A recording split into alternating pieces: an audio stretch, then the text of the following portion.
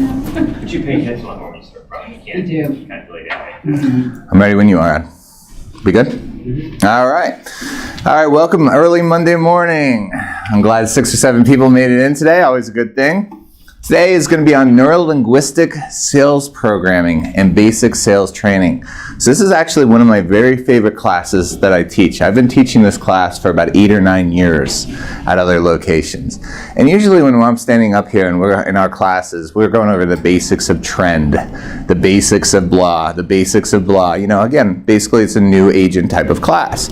However, I love this class because this class is my only class in my repertoire that I could teach to people that are Vince Vessi out there with 20-some years of experience and somebody who's a first-year agent. It's kind of like a completely different class. I could do this with anybody in the room from day one to literally 21 years in the group. So I think you're going to find this one interesting, but it's completely different than a lot of the other stuff that we do. The first 2 or 3 slides are going to be pretty basic, so we're going to start off today. So today's agenda: how do we listen effectively, and what is the 70-30 rule? The differences between open and closed probes. 2 of the most powerful words in sales. What is the traditional stages in the buying process? The difference between a misunderstanding and a drawback. What is neuro-linguistic sales programming and the most common buying signals? And finally, when we actually close. Okay? All right. So the 70-30 rule. We've talked about this a lot over and over again. Okay? So in simple English, tell me what the 70-30 rule is. Meg? Listening more than you talk. Exactly. We have 2 ears, 1 mouth. Use them effectively. And this is something, again, that gets very, very difficult all throughout your stage. A lot of times when you're a new agent, you want to go and you want to impress the people that you're sitting down with, right? And you're going to give them all this information. Look at all the things that I know. And what happens is the 70-30 rule gets reversed. You're talking 70% of the time instead of listening 30%. Then as old vets, what happened is we think we're too darn smart. We go into something and we go, let me tell you, this is the way that it's going to work. And we kill the 70-30 rule. The one thing is you're constantly always going to the 70-30 rule of listening twice as much and talking half as much. Okay? It's very, very important. And the thing is, you cannot establish trust if you can't listen. What's the number one thing that people like to talk about? Themselves, exactly. So let's let them do what they can do. A conversation is a relationship. So when you're talking to somebody, you're developing a nice deep rapport and a relationship. You're talking to them as human beings because that's what this is about, right? We're all human beings. We want to talk to each other as human beings. A good listener can shape a conversation and direction. And here's where I'm going to be a typical guy. Guys, you know what I'm talking about. This is something that we kind of stink at, right? Remember when we were all dating early on, we couldn't listen, right? We all had that conversation, right? Women are better at this. Yeah. Well, we at least pretend that it does, you know? Or in my case, I just say, yes, ma'am, and just move on. Absolutely. Facts tell you 20% of what you need to sell. So in other words, basically the whole thing is facts. We don't really need to utilize them. I've said it over and over in this class. If I give you a fact, 5% of the facts you will remember within 24 hours. Within 1 week, you'll remember 3% of the facts. The whole point is when you're meeting with a client, yeah, it's good to use facts here and there, but they're not going to remember that. What are they going to remember? The conversation that you had in the rapport that you built. Okay? So the other 80% comes from what we're going to be concentrating today on: emotions, clues, secondary information, things the customer doesn't want you to hear. I think you're going to find this as an interesting class today. When you first meet a client, you shouldn't go there initially to tell them anything. You should go there to listen. Okay? Again, very, very important. I can't stress that enough. The listening, listening, listening, and listening. Okay? Laser. So when we talk about this overall, you know, basically what laser is something I was taught many years ago. I stole this from one of my old curriculums. But basically, laser is listen responsibly. A, ask questions. S, summarize for clarity and emphasize when needed. Respond to the question. So in other words, we hear something, same thing that we do when you ask me a question up here. I ask you the question back a lot of times. I summarize that question. We empathize when needed and respond to their questions. And also, once again, I'll be passing around, so I do not forget, since I am tethered to the rope here today, I'm going to have you throw down your name, and at the end, I'll throw out this PowerPoint slide so everybody has it. All right, open versus closed probes. So as I stand there and block it, what's the difference between an open and a closed probe? Vince, you're not allowed to answer this. A leading question where they have to continue talking. Good. Give me an example of an open probe question. Dan? And now it's going to be on the spot. Yeah, I'm good. Yeah, it's all good. I told you I wouldn't pick on you in the first class unless you responded first, so now you opened it up, brother. It's the Army way. What are you looking for in a house? Good, good. What's a closed probe? Joe. How many rooms do you want? Good job, Joe. Big stretch. I'm tethered today, brother. Okay, so open versus closed probes. Basically, an open probe question allows the conversation to continue, so extract more information and build a deeper rapport. My very favorite one, again, different flavors of ice cream. Y'all come up with your own open probes. My best ideal probe that I've used when I had somebody for the first time, what is an ideal home for you? So when we go there, Eric, so we did this before in one of our other ones, didn't we? Yep. What's an ideal home for you and your family, Eric? I'm looking for something maintenance-free. Good. Good. And what do you mean by maintenance-free? Siding, something non-cedar or doesn't have to be maintained, painted. A little bit of land, maybe half an acre, quarter of an acre. What are you looking at doing with that acreage? Just watch it grow. Just watch it grow. So you like it more for therapy? Not have to cut it. Okay, good. Good. You have a lot of land right now? Yes. Okay. And so you're doing a large amount of maintenance work? Tremendous amount. Okay. You see what I'm doing with the open probe? All I'm doing is asking a question and going deeper and deeper and deeper into the question, right? That's what an open probe. Now, are we following the 70-30 rule? Absolutely. Is he talking 70% of the time? That is an open probe. And Adam, I know you're recording for the first time today. Anytime somebody asks a question, if you don't mind, try to swing it over so that people could see the person asking the question. I'll repeat the question too. Thanks, buddy. So that's basically an open, we talked about an example. A closed probe is Leslie. So you're looking for a 4-bedroom, 2.5 bath, 2-car garage? Yes, I am. Closed probe is usually a yes or no question. That's exactly what it is. It's when you've extracted all that information, you want to clarify a point, you ask a closed probe question. You know what the problem with the closed probe question is? Stops conversation. It's closed. Exactly. There's not much you could do with it. So you want to constantly be using these open probe questions as much as humanly possible. Extract, extract, extract. Okay? As much as possible. So closed-end probe closes a loop, confirms an answer, usually yes or no, limited in its lifespan. So you're looking for an office in the home because you work 90% of the time in the house, correct? Yes or no? Every now and then you'll get a little different response, but most of the time it's a yes or no question, okay? Use 2 words as much as possible. The last couple of companies I used to work at, we used to walk up to our salespeople in training, our cappers in training, and I would tap them on the shoulder blade. It was the only time I would ever touch anybody, and they knew what to do. They would go walking around and they'd say, why? When I would do this, they would say, why? Why? W-H-Y. And all the time in our organization, that's what would happen. People would walk around, tap somebody on the shoulder that was in training, and they just knew how to just say the word why. It's kind of like a running back walking around with a football in the training thing, and people are trying to knock it out. The point was, they're trying to emphasize the point why. So basically, the 2 most important words in sales that we really have found is why is probably the most important one. Okay? Think about it. When I was just doing that with Eric, wasn't I asking the question why over and over without using the word why? So tell me, Beth, why are you looking for a 1-acre land? Well, because I want to have a nice yard for my dogs and kids. That's nice. And we talked about your children before. What do you see your children doing with this? Amy and John. With their yard? Yeah. Oh, we'll put a nice pool in, they'll play soccer, play with the dogs, throw frisbee at the dogs. Cool. Tell me more about that. Anything else that they really do? Do you have any other plans really? Like a shed, anything like that? Storage? Yeah, we'll probably need a shed and My husband likes to ride on the mower. Oh, really? Cool. Oh, yeah, drink his beer, ride the mower. Nice. So- Old school in it. Nice. Sweet. Good. See how I keep asking the question why over and over and over? It's extracting. And when you think you cannot ask another question, ask another one. Go deep. That's what we basically say. Keep going deep. Drill that up. You don't want to sound like a parakeet. You're not going to be sitting here going, why? Why? Why? Why? Tell me more about that. Expand on that, my friend. What does that mean to you?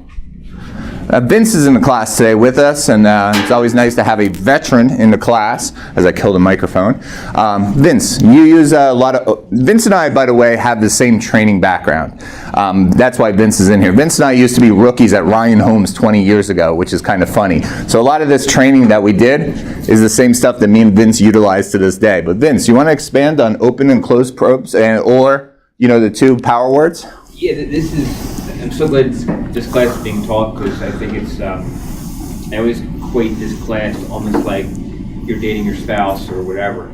You never just be like, you know, what do you like, what do you want to do? You get deep questions, get deeper and get intimate to understand that's a good partnership. Same with this process too. And I think, like as Beth was answering or Eric was answering to Dave, when you're doing an open house and you're talking to a client, that client's going to feel like the person's listening, they get me, you'll write more business. It's that natural. So I could go to 16 open houses on a Sunday and look at some agents, just as Dave described, kind of feature dumping. Just, I'll tell you all about the house, and if it's a good fit, I'll match it up. That's a numbers game. That's so rare. But getting deep and finding out, and then peeling back the onion, maybe there's a real special need that Eric may need for that half acre. The need behind the need? What's that? The need behind the need? Yes. We just not just like a 3-year-old why, but Right. tell me a little bit more about that. Describe that for me. Those questions you ask. I would say the last point is your spouses, your partners, your friends, practice on that. Not in a weird way, but just practice getting that in your habitual way of talking. You'll get deep with people and you'll have better client relationships. So this is fun. This stuff can be great to practice. Yeah. Here's something that somebody told me many years ago, and when they told me this when I was a rookie, I thought it was the biggest bunch of BS in the world, okay? And I did it eventually, and when I did it, I was so happy that I did it. I recorded myself in a conversation in the mirror, okay? It sounds weird to even think about doing, but what I did is I pretended I was kind of doing a role play, and then, at the time, the girl I was dating, you know, she actually did it with me, and we recorded it. And it was just so amazing watching myself, because I can't see myself, you know what I mean? Even when I do these recordings for our classes, sometimes I'm like, man, Dave, stand still. Like, why are you constantly moving so much? I still do it to this day. But the thing is, you'll notice we all have those idiosyncrasies, right? I say things of that nature constantly. I can't help myself. I do it just because I do it.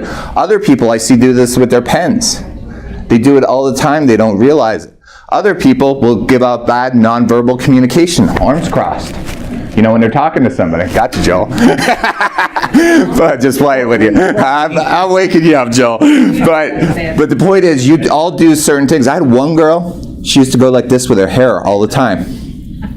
She did. The thing is, though, if you actually watch yourself on a recording or in a mirror, it's kind of phenomenal. It's weird. Did you ever do it, Vince? It was a year and a half ago, my wife and I taped our listing appointments to a class we were doing. It was fabulous. And we watched it, and we were so critical of each other. And I felt pretty bad at it, you know, but as we did it, we had to do it 10 times in a row. And we kept getting better, and then we learned just how our posture, things we said, and we did it. So it was the first time we ever did it a year and a half ago. It was fabulous. Yeah. It was good. And here's a great example. Melissa Healy and Vince are the largest producing team in this office. They're the top producing agents in this office out of 200 people. So there's a great example. How long have you been doing this, Vince? About 21 years, so you're right around there with me, right? A little bit, yeah. Yeah. New construction and then... You're right, yeah, same as me. So here's a 20-year veteran who does that as well. So we're always learning is the point, right? And great example right there. The other power word is yes, okay? It's kind of like karma, okay? The thing is, people are afraid of us. We're salespeople. At 6'4", 250 pounds, I know I can be an intimidating guy, ex-army guy. You know what I mean? So the thing is, when somebody walks in, I'm trying to get them to say yes as much as humanly possible. How are you doing today? You know, it's not a yes one, but oh, I'm good, you know, the typical standoff question. So, beautiful weather outside, if it's bright and sunny. Yes, it is. You're trying to get them to say yes as much as possible, because the whole thing that a large amount of salespeople have problems, especially newer salespeople, is the close at the end, right? And the whole thing with closing, and Vince, I know the way that you operate is the same the way that I operate, is I'm not the type of person who can sell an umbrella to a person in the middle of a desert, all right? There are some salespeople that are so slick, they're unbelievable, like the car salesman. I cannot do that. That's not my way. The thing is, what I'm constantly doing, going throughout the entire process by asking them all these questions of why and confirming it and using yeses, is that when I close at the very end and ask for that appointment or to sign my buyer agreement or whatever the case may be, I had so many yeses leading up that all I'm doing is paraphrasing the conversation. Right? It's the same thing. So, you know, we basically talked about you're looking at a 3-bedroom with an office on the first floor because you do about 90% of your stuff at home. You're looking at a half acre with limited maintenance, and you're looking in the borough of Doylestown at about $300,000 because you already met with Stephen and it's $2,000 mortgage amount. Is that correct? Yes, there's a closed probe. See how I'm closing that probe? Good, excellent, excellent. Is there anything else that I overlooked? No. Okay, good. Shall we shine the papers now?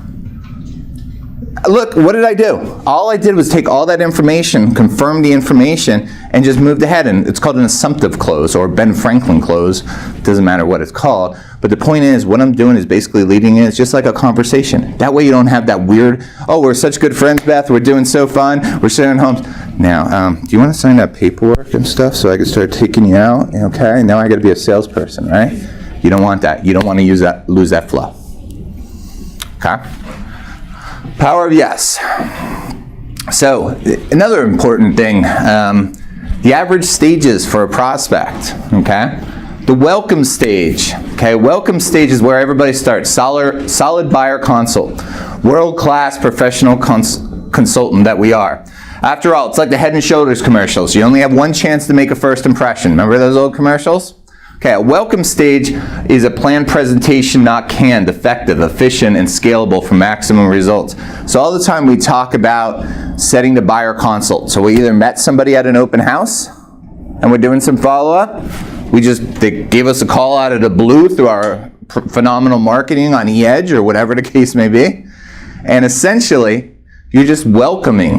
Well, the whole thing is the buyer consult, which I know probably roughly looking at the faces in here, about 75% of you already took the buyer consult class. The buyer consultation, man, is so important overall. And by bringing them in the first stage, the welcome stage, that's when you're setting the agenda. That's when you're setting the expectations. That's when your chance to come off as a real estate professional is. So we constantly talk, over and over like these questions, why? How many people are going to tell us, I'm looking for a 4-bedroom, 2.5 bath, and 2-car garage, right? Jeez, God, it's like 95% of them, like, can you at least lie to me and make something else up, right? The point is, why are you looking for a 4-bedroom? That's the number one question I ask. Vince, 30 on the roll, man. So Vince, you're looking for a 4-bedroom, correct? That's what you told me on the phone. I am, yes. Okay, so this is a closed probe. Okay, so tell me why you're looking for a 4-bedroom. Why is that important to you? Open probe. So we have 3 bedrooms now. We have 2 kids, and we're probably gonna have a 3rd. I also need a guest room. I have my father coming from Florida probably 2 times a year. So I'm kind of looking for 4-bedroom, 2.5 bath works. Makes complete sense. Now, do you have a finished basement in your current place, Vince? We don't. Okay. Now, how old again are the kids? 13 and 10. 13 and 10. Boy, girl? Boy and girl, yeah. Boy. Older one is boy? Correct. Okay. Okay, the reason I go there, Vince, is do you ever think about finished basement and possibly making that into an extra bedroom? And the reason I say that is like when I was 14 years old, I moved downstairs in the basement, and that was my bedroom. Another thing that we've done is on my current home right now, we have a pull-out couch, because we get some visitors, so like my buddy comes from Cleveland, Ohio, like every now and then, but we don't have enough to dedicate just a room to somebody. So we have a kind of like a pull-out couch. Is that a possibility? Even for my dad, yeah, we could do it for my dad. He can sleep down there. It's only again a weekend for two times a year, so that would work too. Yeah. Okay. Now, do you need an office at all? Do you do a large amount of work? I do. I'd like to have an office on the first floor, just so we can kind of keep everything there and then keep the bedrooms free. Okay. So potentially we could humanly go if we have an office on the first floor with a 3-bedroom. And then a finished basement? That would work, actually, yeah. Okay, well, we're just going to leave that open as a possibility, but it's good to look. What did I just do? See how what I just did is I kept asking the question why. Do you see all those open and closed probes that I was using? The whole point is, am I coming off as a real estate consultant now? In other words, somebody who actually knows what I'm talking about to give them a different train of thought? Or am I doing the order taker, as Vince was calling it, features and benefits dumpers back in the day? 4-bedroom, 2.5 bath, 2-car garage. Let me put it in trend for you and find you and take you out. You know, the thing is, you're finding out what's important to them. I love being tethered. But basically, you're finding out what's important for them. You're changing that around and going that whole direction. Okay? That's the power of why right there at its finest. And see all those open and closed rows? Go ahead, Beth. Are you taking notes? When I do a buyer consultation, I am. Yeah, okay. Absolutely. I'm always taking notes. It's the same as I met with a very large amount of people in this room for a half an hour when I first got here, remember? Well, some of you guys do, some don't. But when y'all came in, basically I met with for a half an hour with every one of you. And I took notes, and I asked your permission to take notes about you. So the thing is, what happens is, let's just say for some reason, Yachty says, hey, Dave, let's meet up next week. And I say, sure, Yachty, no problem. And I have no idea what Yachty wants to talk to me about, pretending.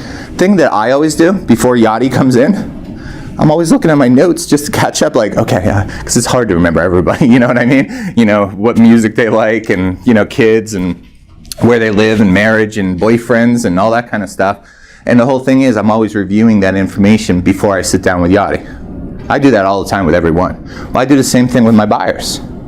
And the buyer consult that we talked about, I don't want to go too far down that path again. Again, if you haven't seen the buyer consult, which is class number 3 on YouTube videos, which are coming out on the 15th of this month, watch that again. Because the whole thing is, I take notes all throughout that process. Because sometimes when I'm dealing with, like Vince, you blow me away right now since I'm not doing real estate anymore, I'm training. But how many people are you working with right now, your team, roughly? 30 probably. 30. Yeah. Do you think Vince, as bright and as intelligent as Vince and Melissa and his whole team is, do you think they could remember 30 people, what's going on with their lives? Good Lord, no. It's impossible. And to answer Beth's question too, like it is impossible without taking good notes at an open house. Oh, yeah. When people come in, and just have good rapport. I'll quickly, as soon as they're ready to leave, jot notes down on that sheet. Then when I go back home, thank you, card. Hey, it was great meeting you. You just have to take good notes because you cannot remember everybody. You have to train yourself also in open houses. Again, like that first date is, I'm gonna get inside your brain, tell me everything that you need. And it's just that it's intimate. Yeah. And they show you care, it's a little bit of a passion. And once you get deeper into it, it's like, wow, this person really cares, there's a connection to you. Rather than just being an agent saying, here it is, what do you got? Tell me if you went to this house or not. If not, move on. It kind of has to be a connection. Yeah. So. And there's a great advantage when we start blending together a lot in these training classes, E-Edge. Which, again, very pivotal that we're using E-Edge. But I can't tell you how many times that I get a phone call, and I'm at the point, Vince, you're probably at this point too, where about 70% of the business that I get are just people who call me. They're referrals that I've helped over the years. And what they do is they give me a call, and this literally happened to me about 3 weeks ago. I had this guy named Scott Van Slyke I sold a home to about 3-4 years ago. He's a Marine, and him and his family, they bought a home right by my house in Jamison. And, I still talk to Scott like once or twice a year, just give him a call and send him a birthday greetings and that type of stuff. But, I really haven't stayed in touch with Scott. Well, all of a sudden, 5 months ago, 6 months ago, whatever it was, he gave me a call out of the blue, and he goes, hey, I'm sending one of my buddies over to you, Kyle Fontenant. And I said, great, Scott, how you doing? As soon as I'm talking to Scott, what do you think I'm doing? I'm going to my E-Edge equivalency that I used to use, and I'm going in there looking up Scott Van Slyke. I'm bringing him up, say, hey, how's the daughter it's doing? How's Carrie and Sheila? And then the wife, I see the wife's name, still doing good? Still married, I take it, my brother? Yep, absolutely. How's the whatever her name was. and I'm asking about the information. The thing is, by taking those good notes, even at a buyer consult, and I'm putting in my database, they're always in there. And remember, the thing is, what I'm really trying to get here, more than anything else for you guys, is to build your business long term, okay? And get you out of these bad habits that new agents get into. Because a lot of you in this room, you might be only dealing with 2 or 3 clients right now. And that's great that you have 2 or 3 clients. But once you start getting to the point where you have 11, 12, 13, 14, 18, you're not going to be able to conduct your business the same way as when you have 2 to 3 people. Okay? Well, when you have all that information in the database, here's a guy I sold a home to 3 years ago. I don't even know how long it was. And I had all that information in there, right? Okay? So notes are very, very important for that. Okay? So let's move on. It's not what you know, but how you answer it. Okay? I love that saying. You know, my wife used to tell me that when I first got married. She used to always tell me that it wasn't what I responded back to her, it was my tone of my voice. Because sometimes I could be a little cocky, I know that, absolutely. The thing is, here's another thing is, again, it's not what you know, but how you answer it. Here's a trick. Here's one of my tricks, okay? Guys, we're like Simpson characters, for the most part. You know, we basically wear shirts that look like what I'm wearing today. We all usually have a pocket right here. Joel, you have a pocket on your shirt? No? Okay. But most of us have pockets right here. For the next meeting. It's all good, Joe. I used to carry one of those little yellow notebooks that you'd put in here. And all the time, this was a trick that was taught to me in new home sales many, many years ago. And we used to walk around our models. And we knew everything there was to know about a model. Okay? Inside out, left, right, and sideways. But we would wait for them to ask a question. Okay? Right towards the end. And even though it was a layup question, you'd go, you know what? I don't know the answer to that question. But instead of me giving you the wrong information, let me write down in my notebook this question, and I'll give you a call back within 24 hours once I find it out. Well, open houses that we're doing, which a large amount of people are getting prospects from here. This weekend was crazy with open houses, by the way, but leave that on the side. The thing is, you're not going to know every single thing that there is to know about an open house, right? You're not working there 7 days a week for 4 years like I was in a model, right? So the thing is, you're in this house and you might have been there 15, 20 minutes before opening, took a quick walkthrough, but you don't know everything there is to know about that home. Nor does anybody expect you to know every single detail about that home. So you know what? If somebody asks you a question on that open house, even though you kind of know the answer, isn't that a great reason to write down in your little notebook or equivalency of, to give somebody a reason to give them a call back? Right. And the thing is, what you're doing is now opening up a line to give them a call back and come off as a consultant, and you didn't forget about them, right? There's a trick I always use in open houses that I always teach. Always. So if I had 10 people come in for an open house, and about 7 of them, 8 of them will actually ask me a real question, I'll leave there my notebook with 5 or 6 people that I'm going to be calling back on so simple questions of, what is the heating and electric bills? Or, you know, when was this house built? I don't care. The point was, I always am going to follow up with a question. Because that's one of the hardest parts with open houses, isn't it? You tell everybody you're going to give them a call back in the next day or two, and what are you calling them back with? How'd you like the home again? Do you have any follow-up questions? You go in there. Do you do that trick a lot, Vince? You still keep that one? Actually, I don't. It's actually, I don't do that. No, it's a good trick. Yeah. Yeah. It's kind of funny, too. In a weird world, just for a good laugh, you know who Vince's first manager was? My stepmother.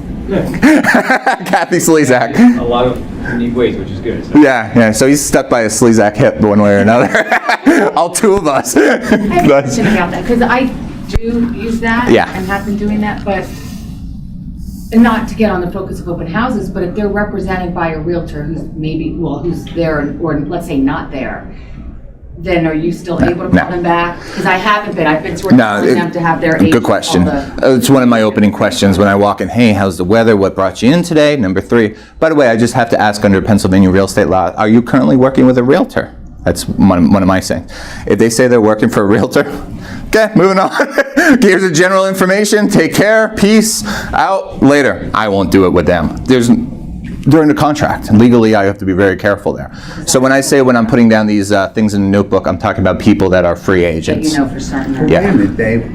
They're not always. They'll tell you they're working with a realtor because they were in an open house up the road and met a realtor. So- You want to find Yeah. out if they're under contract. Good job, Joel. Exactly. We'll do a quick role play. So when I ask that question, I say, so currently, Joel, are you working, under Pennsylvania state law, I have to ask, are you currently working with a real estate agent? I met a realtor. Good. So nothing signed up, nothing legal from that point? No, I didn't sign anything. Oh, cool. Okay, Joel. So let me show you the house. Now you like me. Yeah, absolutely. We're friends. Absolutely. But if I had said, yeah, I signed a couple of documents. Absolutely. Topic with everyone is going to be standoffish when they come up. It's Yeah. very, very rare where someone's like, I'm going to tell you everything. I'm here to talk Yeah. for 2 hours to tell you everything. And that's the difference to a good agent getting a good open house is being warm and inviting. Because they're going to be standoffish. They're going to go to the store and buy a car. It's like, hold on, ask me questions. Build a rapport. Have fun. Engage. It's almost more challenging when I had a couple in yesterday. They were so standoffish, but by the end, they were like, "Have a nice Yeah. day." But they were so mean, and in the beginning, they were People so are that way when mean. you Yeah. first But meet. it just became more of a challenge to me. Yep. Like, just break them, you know. Right. Be likable, be engaging, have fun. And now you're using a whole different skill set because you probably saw the email change yesterday of open houses. You probably saw a couple of those going through. And this is the time of the year. This is when everything starts kicking into high gear as the temperature starts getting real nice. And the open houses are going to be crazy. See, in January, when you're doing an open house, and it's 6 out with 6 inches of snow, Nobody else. yeah, but the people who do come out are usually higher quality.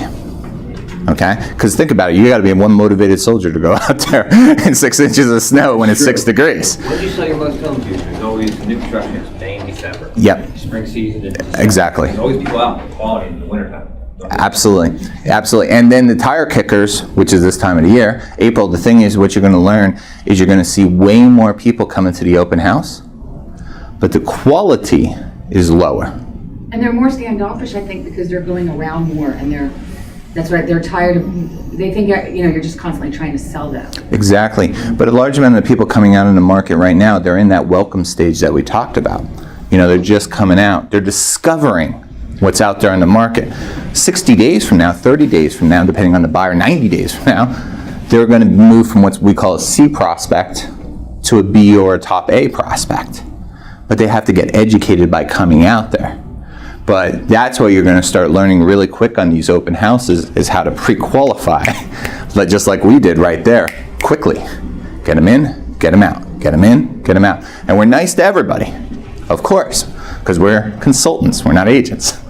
But at the same time, listen, you're represented by an agent. I'll be real kind to you for the next 30 seconds, but I'm not going to sit here and have a 17-minute conversation with you on a house because you have a real estate agent. They could give me a call on this information. You really don't. You sort of just, because I had a few people with agents yesterday and they were yapping my ear off. And I just really was trying to disengage myself Absolutely. from them and I couldn't. It's the old 1.5 to 3 minutes. That's what I've always been taught. Vince, you probably use the same thing. 1.5 to 3 minutes max? Wait, with those with agents? Yeah. With those with agents. Yeah, at most. Is that what you usually use? About a I minute? also like super bored and I just want to talk to someone, but there's an opportunity to practice your open and closed questions. Good job. Like, just every opportunity is an opportunity. So if they have an agent, sign, blah, blah, ask them a few open questions, practice a little bit. But yes, a couple minutes, that's it, Yeah. Right, They I could have just know signed they're not busy. something Right. and not be buyer agency. Could be a lot of Because things. they might have been given the consumer notice Yep. and asked to sign that. Yep. So you want to take another 10 seconds and try and find out what they signed. You can definitely go in that Right, we're going direction. along. Yeah, absolutely. You're trying to extract as much information. So, misunderstanding versus a drawback. Again, we talk about being a consultant, okay, instead of just an agent. There's a big difference between a misunderstanding and a drawback, okay? A misunderstanding is something that we think we could help them think about things differently. Okay, so great example, nice and easy one, is the one that we used with Vince earlier today. Well, hey, listen, I really want a 4-bedroom, 2.5 bath, 2-car garage. Okay. Well, as we talked through it, we found out that Vince really is looking for, potentially, a 3-bedroom with a finished basement for the guest room, right? That's a misunderstanding. He does not need absolutely a 4-bedroom. That's not locked in stone. It's a way that we showed our value. We changed his thinking, And now we just took trend and opened it up a lot more, didn't we? Okay? That's a misunderstanding, okay? Why are you showing me a 3-bedroom house when I want a 4? Drawbacks. A drawback is a real objection that can't be overcome, okay? Example, they want a rancher. You're not going to be able to talk them into a 4-level home, okay? That's something you're not going to do. You're going to try, if you even try that, you'll lose all validity. You're moving on. A drawback is what a drawback is. You cannot overcome that situation, okay? Helps you understand the why behind it. You know, in other words, so why are you looking for a rancher right now? That's a good question. A lot of times people come to me and they'll say, I want a rancher, okay? Well, I'm looking for a rancher for these reasons. Well, that's going to kind of give me an idea of what I can and what I can't do. Large amount of time, I'll have somebody come in and say, Vince, let's do role play again. So basically, Vince, you're talking about you want a rancher because at this point you had hip surgery and you want to stay on the first floor. Is that correct? Correct. Okay, good. Thanks, sir. Now, how big is your current home? It is 2,100 square feet. So, okay, and this rancher that we're looking at is about 1,500 square feet, we'll say, okay. Now, when you say that you want a rancher, do you have, now this one only has 1 bedroom, the master, and 1 guest room. Is that going to be enough? Might be tight. Might be tight. Tell me why you say it might be tight. What do you mean by I that? do need, a bedroom for my wife and I. One child still at home. I'm always in a home office, like somewhere in the home as well. Good. And again, I'm always looking for 1-floor living just because it seemed like that would be the easiest thing to avoid steps, Do you have a lot of family that come visit you, maybe overnight? Any grandchildren, anything? Occasionally. Occasionally. I'm getting a lot of grandkids. Yes. I've aged you 20 years, by the way.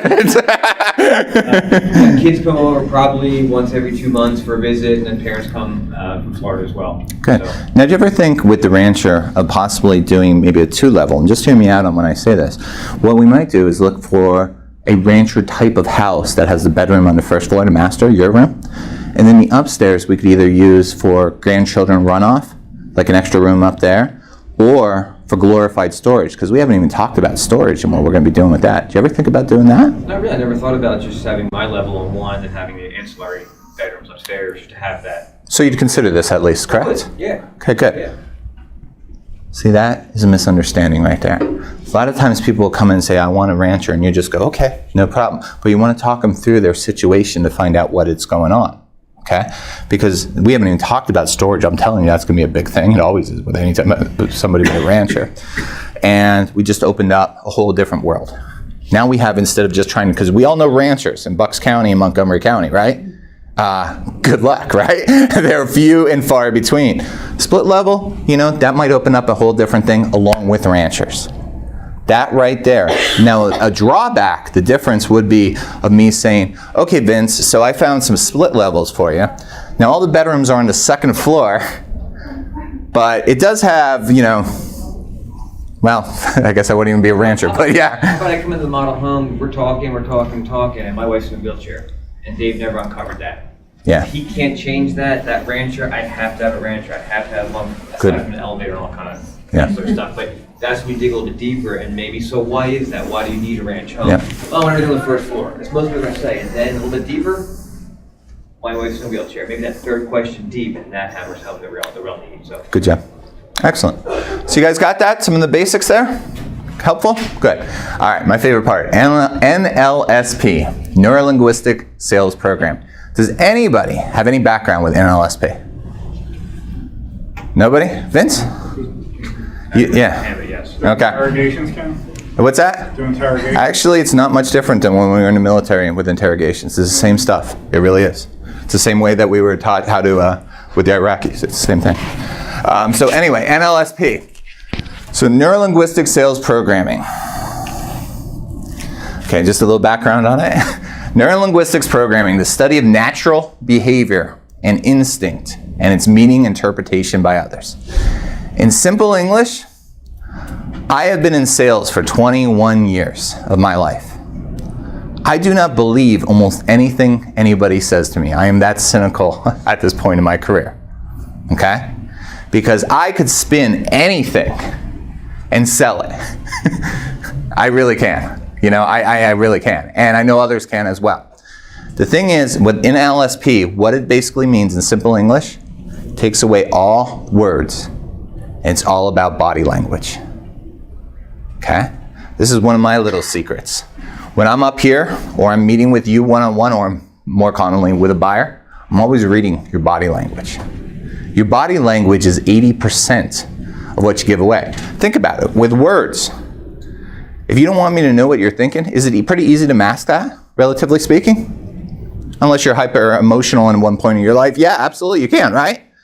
Body language, do you ever notice you really never pay much attention to your body language, do you? So it's the psychology of selling, is what this means. It's founded by a gentleman named Richard Balder and John Grindler in England after extensive work of world-leading therapists and behavioral patterns between them and their clients. In other words, this is by a bunch of psychologists. It's about 30 years old. People have 3 basic methods of perceiving the world around it. Visual, those who see it. Auditory, those who hear it. And kinesthetic, I can't even say that word, those who feel it. Okay? So you have 3 different types of buyers that are out there and how they do it. You can adapt your style of communication to give effect and understanding. Okay? So let's go into a different meaning. The neuro part relates to neurology, to the ways in which we process information from our 5 senses through our brain and nervous system. Linguistic relates to the use of language systems, not just words, but all symbol systems, including gestures, to code, organize, and attribute meanings to our internal representations of the world and to communicate internally and externally. Now, I could probably give a 2-hour class on NLSP, and I would just be scratching the surface. So this is just a basic intro to NLSP. In my last organizations that I was in, I would have a 3-part series of this, 2 hours per class, and I would give it over a 3-month period. That's how much we really went into NLSP. Only 10% of an iceberg can be seen, which means that 90% is hidden from view. So in other words, our behaviors, our speech patterns, do you like my little iceberg? Is 10%. All the rest of the stuff, our values, our standards, our judgments, our attitudes, our motives, our ethics, our beliefs are all hidden under the water. Okay? Scratching the surface. Eye movement. So let's talk about some of these things. Visual people do 3 typical things with their eyes when thinking. Okay? Think about this, guys and girls. When you think about something, and when you think about your childhood, remember when you were real little and you were hanging out with your, it's cool, I love watching your eyes change. When you're thinking about your parents and your mom was making brownies. See, Yada, you just did it, didn't you? I do that a lot. Yeah, absolutely. In other words, up and to the right. Think about it. You're thinking about something, aren't you? You're remembering something. Right? It's amazing when you start talking to clients and you start saying, hey, remember when you were little and you used to play in the backyard? Tell me about that experience. How did you go about doing that? Well, you know, I remember when I was growing up in the Poconos, we had 2.5 acres, and I would play in a swing set with my sister in the back, and then we usually play baseball and football for the rest. See? Okay? Whenever they do that, and they start looking up and to the right, they're thinking about something in the past. Second part, up and to the left, thinking about the past as well, okay? You know, again, they could either go right or left-hand side of looking up and to the left and up to the right. Up to the right is more about images, thinking about the future. So if I asked you, Leslie, so tell me about this home, and now you're concentrating on it, so you won't do it, but, you know, and your future home, and you see 20 years down the road, where do you see yourself living? Do you still see yourself here in Bucks County? No. Tell me about your ideal home. Where do you see yourself in 20 years from now? On the beach in New England. Yeah, I can't see behind your glasses too good. I'm trying. But you start, you start thinking about something. So that's a great example of really understanding somebody pretty well, okay? If they look straight ahead and then unfocused. So Beth, absolutely. What I'm really thinking about is, you know, really going on, they're looking at you, but they're not unfocused, translating words into image. Slow it down. When I always tell you your eyes are glazed over, you heard me say this about 10,000 times. Their eyes are glazed over. I always talk about with a buyer consult. The thing is, when I'm doing the buyer consult, as soon as I see their eyes glaze over, AKA when they're looking straight ahead and they're unfocused, I slow my ship down. Okay? When I'm meeting with you guys one-on-one, or if we're in one of these classes, especially like the mortgage classes, because they're pretty intense, and people with mortgages, they don't last too long. All the time, it's like, so Beth, what do you think? Well, or Jennifer, I'm really thinking about going in that direction and stuff, but I've got to write this rental agreement, and I got to go do this, and I got to catch up with Adam later, and see how they're unfocused?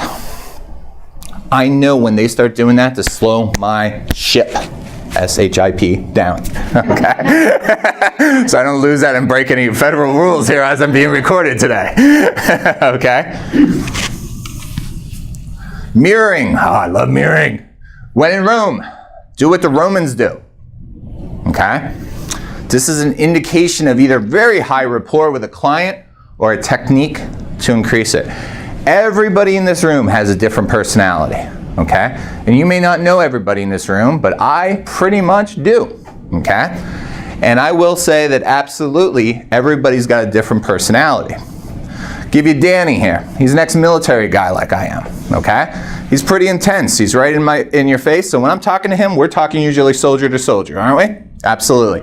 See how I'm pretty much intense and I'm talking like an old soldier that I still pretend that I am every now and then? Now Maggie, I'll use as another example. Maggie's an artist, okay? She's very intelligent, but she's an artist. See how I'm changing my voice already? Just talking about Maggie? When I go to Maggie, what I don't do is I don't go, Maggie, you ready to go? Let's go, kid, right? We don't do that. But I try to understand from her viewpoint what's going on, because I know she thinks differently than I do, in general. And that's good, but what I'm doing is when I'm sitting with her, I'm trying to understand her and mirror her conversation, her voice, etc., etc. Do you ever guys notice when you guys ask me a question, I don't answer the same exact way? What I do is the best asking a question is I'll speak a little bit higher so the recording can hear me, but what I'll usually do is I'll match the best voice. Okay? The thing is, when in Rome, do what the Romans are doing. Okay? When people are enjoying each other's company, conversation, their movements, they'll mirror the movements naturally, as well as a tone of pace speech. What you don't want to be is being a parrot. We talked about that before with the questions of why. Well, the one thing you want to do with mirroring, not want to do with mirroring, is do what they're doing, okay? So in other words, if I'm talking to somebody, and Vince, just pretend that we're having a conversation. So basically, Vince, what we're really thinking about is looking at a couple of different ranchers in the Doylestown area. Is that correct? Yes. Okay, good. And why is that, Vince? Just to have first floor living, pretty much. Change your movement. Oh, okay. Sorry. Yeah. Are we doing the opposite or same? Yeah, dude. There you go. Gotcha. So, okay. So see how he's just scratched his face? What I'm not going to do is go like this. It's not monkey in the middle, right? We're not playing. So how's it go? Good. We're not playing patty cake with anybody. But the thing is, you want to mirror their body language as much as possible too, along with their tone of voice. What okay? does that do? What's that? You create a deeper connection with somebody psychologically. Like psychokinetic is like a huge, I think that's what it's called. It's like, Yeah. like a person calls someone, hey, they're talking like that. It's probably should step it up because they're going to lose interest on a real slow person who talks. Or in the open house, a couple comes in. Psychologically, it makes a better connection for them. They think like you're on their Both sides. You're like them, yeah. Yeah. So if they're an ass, you gotta step it up and be an ass. Not exactly. It's more the voice intuition. We were, you may be familiar with this. There's traditionally 4 types of buyers. Sorry. Love being tethered. I feel like a caged animal up here. But basically, there's 4 types of buyers that are out there, okay? One are called bulls. I'm a bull, okay? A bull is usually an alpha personality, okay? You're a bull. You are definitely a bull. You're a bull. Some of you, I'm still learning that. You appear to me as a bull, David. Okay, a bull is usually pretty aggressive. Usually a male, not always, but usually a male. Kind of right in your face, 10% of the buyer population. A tiger is what I do the best with. I love tigers. Tigers are my Indian engineers. Those engineer types that wants facts, no emotion? Commercial real estate engineer type. Love tigers, okay? The other one is called an owl. I won't spend much time on an owl, but an owl is kind of usually somebody, think of a librarian. Okay? Yeah. They're a little bit in between, but yeah, absolutely. The main type of buyer profile that's out there are called lambs. They're 50% of the buyer population. And a lamb, generalization, that's all I could use here is generalizations. Traditionally female, emotional, quiet. Okay? A lot of times quiet. A lot of times divorcee. Okay? On the buyer type of thing. The thing is, I can't treat my bulls the same as I can my lambs. It has taken me, and I'm still getting better and better at it, it's taken me 20 years to kind of identify with lambs. It's not my super strength. I'm not a super emotional type of guy. I'm not. I have no problem saying that because nobody's perfect, right? But I'll use humor. I'll use laughter. I'll use all these different, blanketing mechanisms that when I'm meeting with a lamb, it works. But the thing is, if I'm meeting with a bull, somebody like me, like the way that I buy a car is I research all day long on a car online. And when I walk into that dealership, I don't drive the car. I don't even want to see the car. I go in there and say, I've looked at Kelley Blue Book value. I've looked at 7 different dealerships. This is the price that I've seen. This is what I'm going to give to you. You have 5 minutes to make this happen. Are we moving ahead or not? That's the way I bought my car. Now I represent 3 to 5% of the buyer profile. Okay? If somebody comes in like that, and I'm the salesperson, what am I doing? I'm doing exactly what they're telling me to do, and I'm going really fast for it, right? I'm not going to sit there and talk about the features and benefits of the CD player or whatever the case may be, or my sunroof. I don't care. I'm coming in there, boom.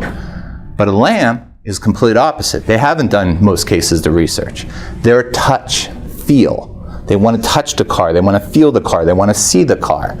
They want to feel a little bit of love from that salesperson so they don't think that it's just pure transaction. It's what you mirror, not just your body language, but also your words and your attitude too. Vince, you want to expand on this at all? I mean, this is something me and you had training on 20 years ago. I feel like Dave said it's fascinating when you think about it. So, example, again, open house. Father walk runs in the home. Hey, the kid's in the car, wife's in the car too. Just want to get some information. Great. Let me first start by telling you, you got to pick it up a little bit because you have to adhere to their pace. And then the same where a first-time home buyer might come in. And you're trying to slow down and talk about their needs, percents down, how the process works. So again, I go back to this all the time. It's just like a first date with your significant other. You're kind of figuring out, does this work? You got to kind of gel with them. So that's all I have to add to it. But I love the whole concept of this mirroring. There's open houses are the best way to practice. And as soon as they walk in the door, I'm already shaping them up. How am I going to react? I talk very quickly. I'm pretty hyper. But I have to consciously slow down when I see someone slower than I, so they can understand me, and then we bond better. And it's being likable, having some fun. I use a lot of times humor, because I'm not the most intelligent person. That helps me overcome some of my deficiencies, and they have fun, and then the bond is there. So It's pretty much adapting your personality. When in Rome, do what the Romans did. yeah. Right? It's the same thing. And I mean, I even use it in my personal life all the time. I've been married for 16 years, and I have 2 daughters. Okay? My 2 daughters, my 14-year-old daughter, Talia, is like amazing when it comes, she doesn't play sports, okay? Which I was raised and lived on sports entirely, okay? What she's into is writing and poetry and all the things that I've taken basic freshman level classes in college, but it's just not my thing. So when I'm dealing with my daughter, and it took me a long time as a daddy to really make this adjustment, is I wanted my daughter to go out for cheerleading. I wanted her to be, a certain type of thing that I had in my head that I wanted my daughter to be, okay? And I realized that's not who her personality was, and I've changed my personality as a daddy to kind of find a common ground. So now we have National Honor Society next Wednesday at 6 o'clock. The week after that, she joined this book, this magazine that's published by young female artists and poets. And they're in Bucks County, it's self-published, and it's only little girls who write articles. So she's going out and there's a adopt a pig. Like there's literally a pig farm by our house, not too far, and you adopt a pig, and the pig doesn't come home. I made sure of that, okay? And you spend a couple dollars and you go out once a month and you just apparently like read to pigs. Again, kind of something completely different than what my mind is. But I've joined into that world. So when I'm with my daughter and I'm talking to her, I'm listening about 80-20 because I'm trying to just understand her mindset. It's the same thing that we're doing with our clients, right? And I like what Vince uses, significant others or people that's in a relationship. It's the same exact type of thing. As I always say, 90% of my problems that I have with my wife in my 16 years, it's not because we're mad at each other, it's because we miscommunicate. Because we're two completely different, opposite human beings, and my mind is going to go here and her mind is going to go someplace else. Again, we always have to meet in the middle and understand. Same thing, okay? Mirror matching can be used to influence someone's reactions to you. We talked about that. Without speaking, you could gradually regain control of the direction of the conversation. One that we used to role play on all the time in the last organization is, all right, Vince, I'm going to throw you back on the spot, buddy. Okay. Oh, geez, man. Sorry. I'm so You patient. need to get a wireless. Yeah, I know. I'm just going to hold it. Go in this direction. So basically, Vince, let's just say I'm coming into a house. Vince, you know what? I'm really upset, man. I know we did a transaction last month, and we did an inspection on the home, and I'm having all kind of problems with my electric. I'm really upset about this, Vince. What do you have to say? Dave, I'm super sorry. I do apologize. Tell me a little bit more about what's happened over the last month and a half, because we haven't touched base enough. Well, the electric, every time that I go in and do something, it's 150 amp electrical service, and I'm blowing fuses left, right, and sideways. We did an inspection. I put my trust into you, man, and your team to get this done, and I'm having these problems. I want to know what you're going to do for me now. Totally get that, and I can appreciate your frustration, because if I was in the same boat, I would probably be irritated. Time is money. I know you're working and traveling a lot. Let's set up a meeting. Let me come over, full inspection report. I'll have a home inspector come over as well and find out why it's happening to the home. Are we going to solve this? Absolutely. All right, good. All right. So you brought this up before about somebody who's a little standoffish, and that's where I went with this. The thing is, a lot of times you are going to have PO'd customers. It's going to happen, okay? It's the way this game is set up. No matter how many things that you try to do, life happens, okay? And the thing is, when somebody comes in, he did exactly what I wanted him to do. And none of this is set up, by the way, guys. This is me and him just winging this, okay? And the thing is, what happens, I went in as an angry customer. What did Vince do? Did you notice he raised his voice a little bit, but not too much, but he was still aggressive? And he matched what I was kind of saying, didn't he? And he, instead of saying, I apologize, I'm so sorry, man, we're going to take this. He did say he was sorry, but he did it in a professional way instead of me. Because now let's do the opposite. Be meek on me. Be a lamb, okay? So, all right. So Vince, I'm so angry. As you know, I left you a voicemail, and I came over to see you today because we're still having electrical problems with this house. And it's been a month. You did the inspection. Your team did it, and I'm still having these problems. Wow. Well, you paid for the inspection, so that's kind of. Vince, I put the responsibility on you. You're the agent, not me, man. Wow. Well, again, sorry. It's not really something that we, after settlement. Vince, I'm so pissed off. I'm going to come over here and attack you right now. Have a little bit of fun. But see how that changed that entire conversation? The way that he handled it by mirroring and matching? That's exactly why we do this. Okay? There's also a great way to detect seniority within a group, as the leader tends to naturally dictate others' postures and body movements. If this is definitely not happening, you may witness a power political struggle. Okay? It's another thing when you're meeting with husband and wife. Usually, the longer they've been married, the more times I see this, okay? What will happen is you have to determine who is really making those decisions, right? And all the time we take somebody out and they'll say, hey, listen, we went and saw this home. The wife will say she loves it. The husband says she doesn't. Guys, I need to get you on the same page right now before I show you any other homes, because I'm a good agent, but I cannot be able to appease both parties. I need to understand, Joel, why you didn't like the home while your wife, Beth, does. So guys, tell me, help you. Okay, that's what I'm here for. I work for you guys, but I want to help you. I really do.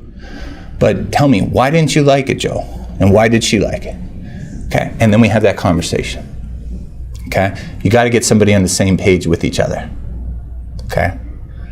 And there's a whole bunch of group dynamics I won't go into, but this is great if you ever go into management, so you can see who the other leaders are in the management group. What about the ones that are can't make a decision? You're going to have that from some time to time. It's part of the discovery stage. We were talking about earlier the welcome stage, the discovery stage, et cetera, et cetera. And the thing is, sometimes somebody just has to see X amount to really understand what they need. It's part of the game. You could try to talk through some people, like I'll know what I want pretty quickly.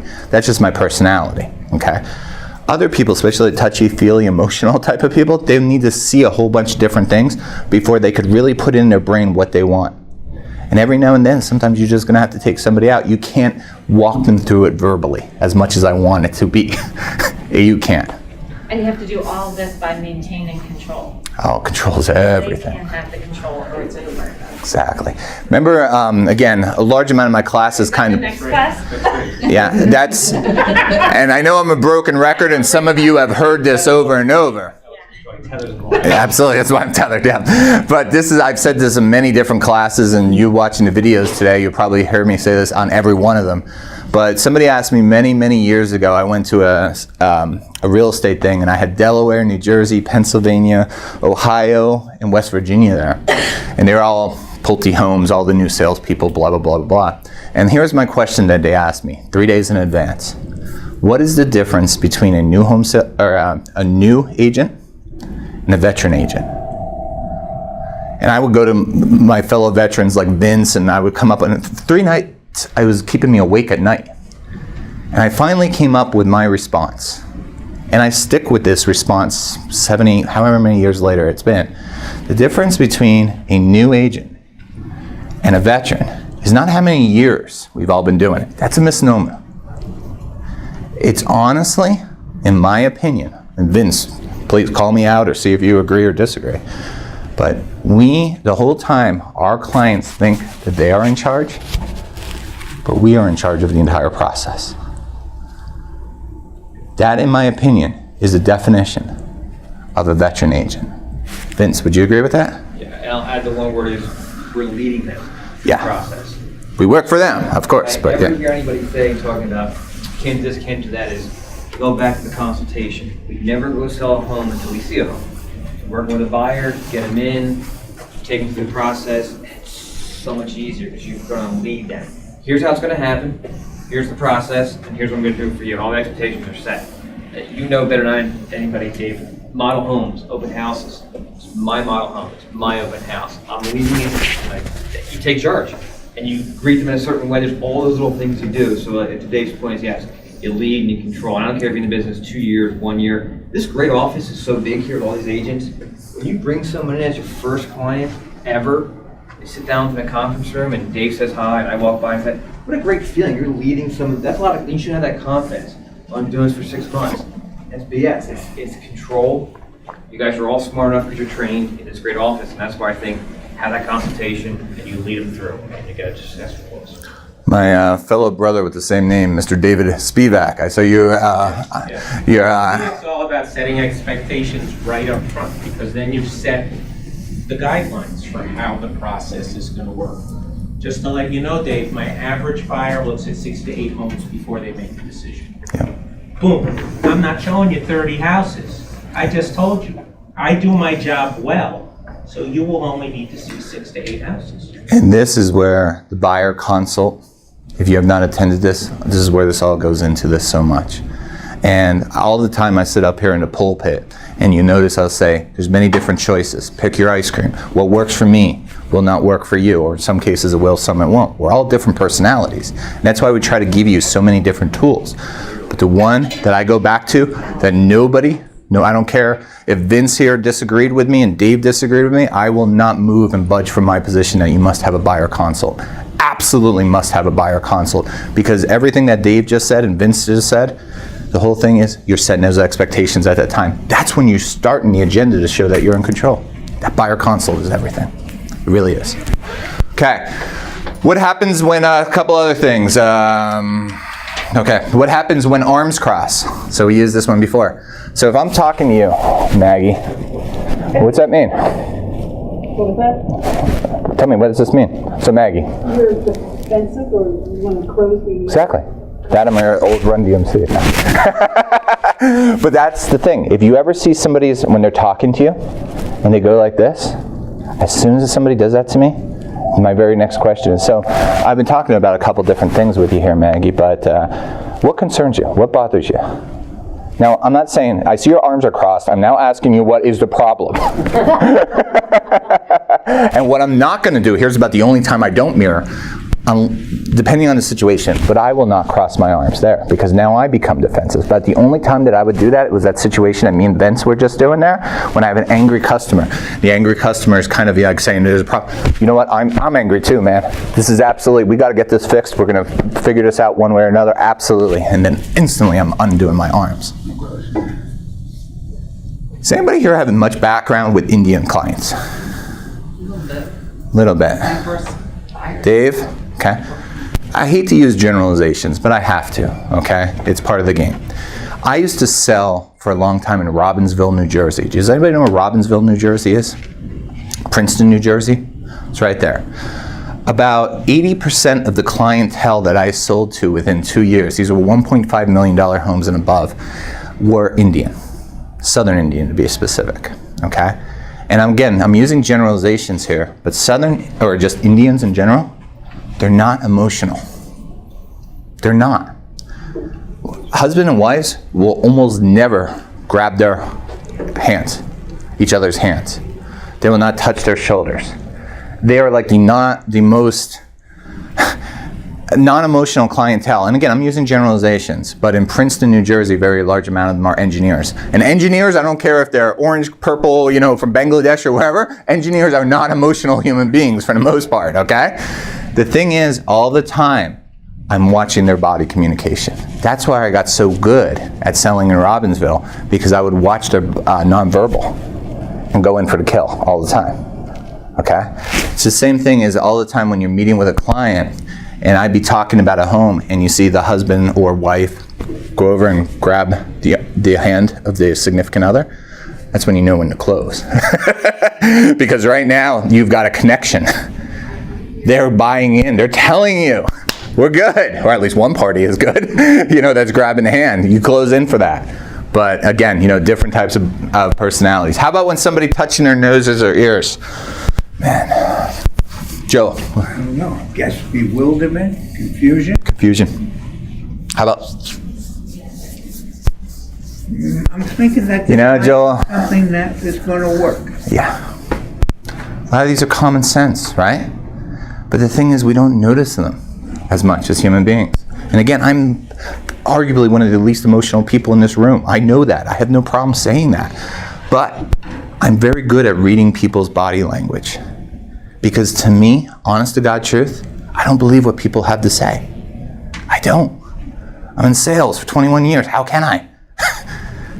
You read that body communication and it gives you such a deeper connection, but also shows you all these different signals that are going on. Kind of cool stuff. Like I said, I could do this class for about 2.5 hours. I used to do 3 of these classes for 2 hours apiece over 1 month or a quarter at some of the last organizations. So I'm just scratching the surface. But as you can see, it's pretty interesting stuff.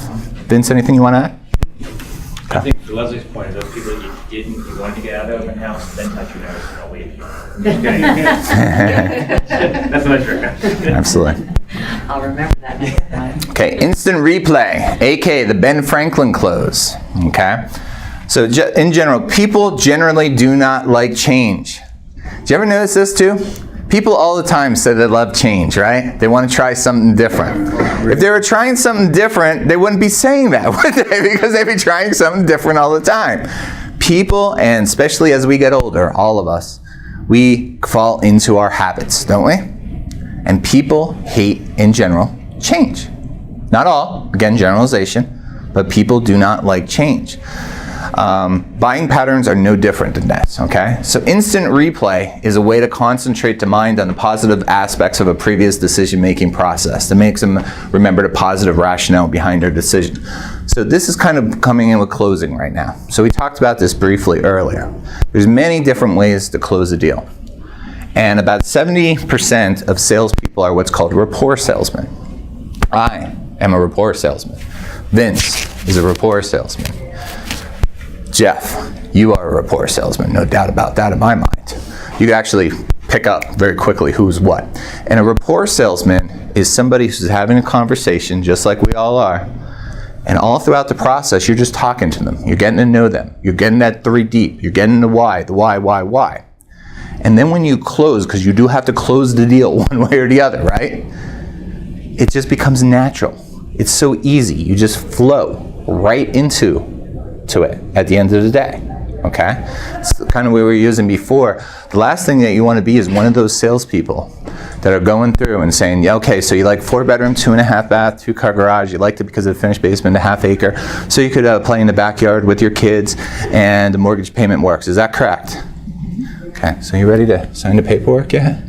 Please? You lose everything in the process. Or, I used to work with this guy named Corey, I'll just call him, his name was Corey. This guy was amazing.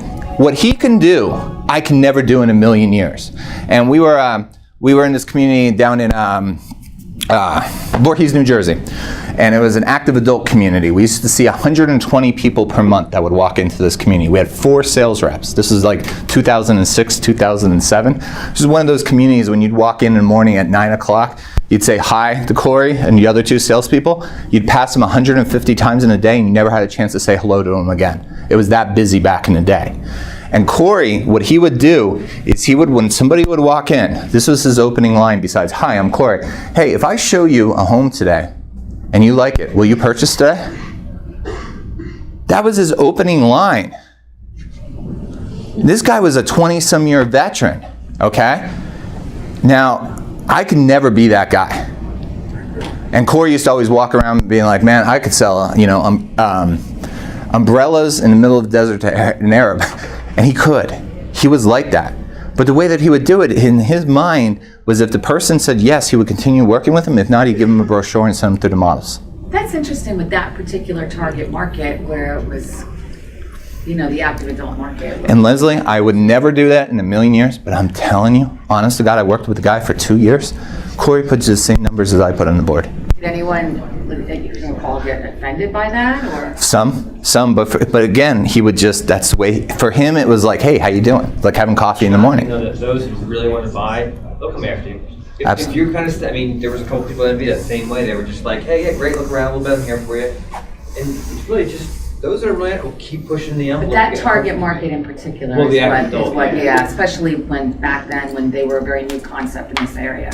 Yeah, but I think also a lot of it had to do with Voorhees, New Jersey, knowing that area. Yeah, there was a little bit of a different type of buyer. Yeah, there was 3 different synagogues right around the area, and Corey happened to belong to one of those synagogues, so he was very aggressive with that type of buyer profile. Yeah, and that's the way that he operated. It's kind of interesting. I can never be that type of salesperson. What's Corey doing today? Probably an alcoholic. Last I heard, he was like having alcohol issues, but yeah, absolutely. Corey was an interesting individual. He's the only salesperson I knew who actually had a flask in his desk. Honest to God truth, he really did. But the point is, most people cannot operate like that. Vince, tell me when you're closing. Just in general, tell the group. How do you close a deal? Well, it's like Dave said. This is the way we were taught was area, price, size, location, timing, all those important things. ALAX, yep. And during the conversations, they're like, yeah, this half acre, agreed, check. Size of home, agreed, check. You're mini closing the whole way through this conversation, but you're not coming out and asking, you're talking about it. So that person's like, yeah, this person's getting me. And at the end, there's no reason why they shouldn't either sign the buyer's agency or want to put an offer in, because you've closed them all. Dave's got my point. Did I miss anything through this conversation? No, I think we covered everything. You sure? I had another agent recently, I was in new construction. He says, anything unanswered so far in this meeting? I love that line. Anything unanswered? Great answer, right? Once you've mini close, then you're going in for the close, is to make an offer, sign the buyer's agency. There's no reason why they shouldn't say, oh, well, I can't sign that right now. Well, let me recap. We've covered my role, the benefits of a buyer's agency, blah, blah, blah. Is there anything else I've missed? So that's kind of how we were trained to nauseam, closing everything. So basically you're making them feel like they're closing. Is that what I'm taking? They're answering their own questions, exactly. So it sounds like, in other words, the whole time they think they're in charge, but you're in charge. Yeah, you're setting them up, exactly. Jeff, go ahead, please. So like Vince, the guy who trained me actually was the guy you were just talking about, Corey, who set up at the very beginning what the expectation was. And if I Corey Robner. you're in a position to buy. Yeah. If I go everything tonight with you on a listing presentation, or you're in a position to list the house tonight, you want to know right up front. So I can never get there. But ABC, always be closing. Yeah, right, so you right. look for small agreements all along the way. They're just very gentle. Is that correct? Do you agree? Is that right? I was with the guy. Jeff, how many years have you been selling? 34 years. Okay, so you blow even me and Vince Can away. you follow up? And 34 years ago, the guy who taught me, he was masterful. He's the greatest salesman I've ever seen in my life. Yeah. And he just did it. And I went out on listings with him when I first started, and my rules were do not talk. Yep. Me. Do not, if we have to stay there and go to the refrigerator and make a sandwich, we're not leaving until we get that list. Yep. When we got done, and he said, and they said, we want to think about it, his response was, well, tell me this. When I read it, what is it we'll be discussing? What is it that you want to think about exactly? Let me try and help you people. He would not leave until it was done. So, I mean, that was great. I can't do that to that extent. But what I got from it was the always be closing with small agreements. So by the time you get to that part, if they actually say no at the end and everything is lined up, you know, when something doesn't make sense, it's because you're missing a part of the equation. Yep. Misunderstanding or drawback. Something, they've left out the information, not being honest with you. So if something doesn't add up, if you've given them everything they want and it's still a no, you need to go back and figure out what's going on. But if they're meeting with, in this particular case, several realtors interviewing, let's say 2 even, Right. could it be they just want to meet with the one, one more if you were the first one, or they just didn't? Well, you have to say at the end, and I always do, have I covered everything for you? Are there any questions you need to ask? Is there any reason, given everything that you know, that you would not be able to list with me tonight? It's very, very unique. It's not an easy thing to do, but you're really asking this is your question. Now, if they say to you, you know what, we have an appointment on Wednesday, and we really want to see that guy, you could say, the guy who taught me would have said, you know what, give me his number, I'll call for you. I know it's going to be embarrassing. But my thing is like, no, I understand that. But, you just want to make sure there are not unleft questions when you leave so that when you see that next person, you get undone. Because that's what's going to happen. So if you just review and say, are we on the same page? Is there anything I've left out? Do you have any questions? Recap. It just shows enough benefit to that as an agent. And watch Diana Kokoska videos, she was a MAPS coach. She's amazing. She teaches the same way. She's not, her and her husband, Tony Casella. His listing presentation is fabulous. They don't leave until they have the business. And that comes up is, well, I'd like to talk to 2 other agents.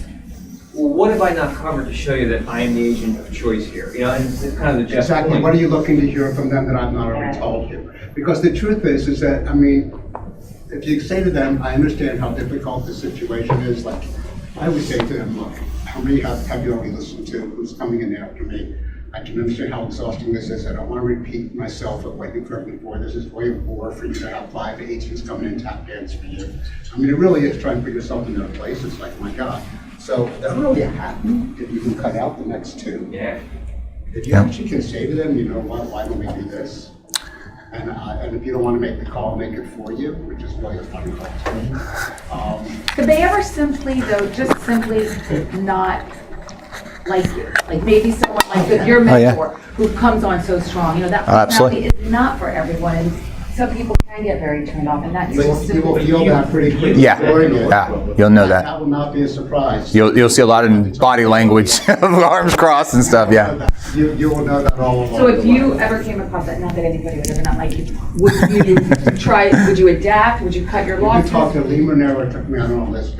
Ask her how much this woman hated me.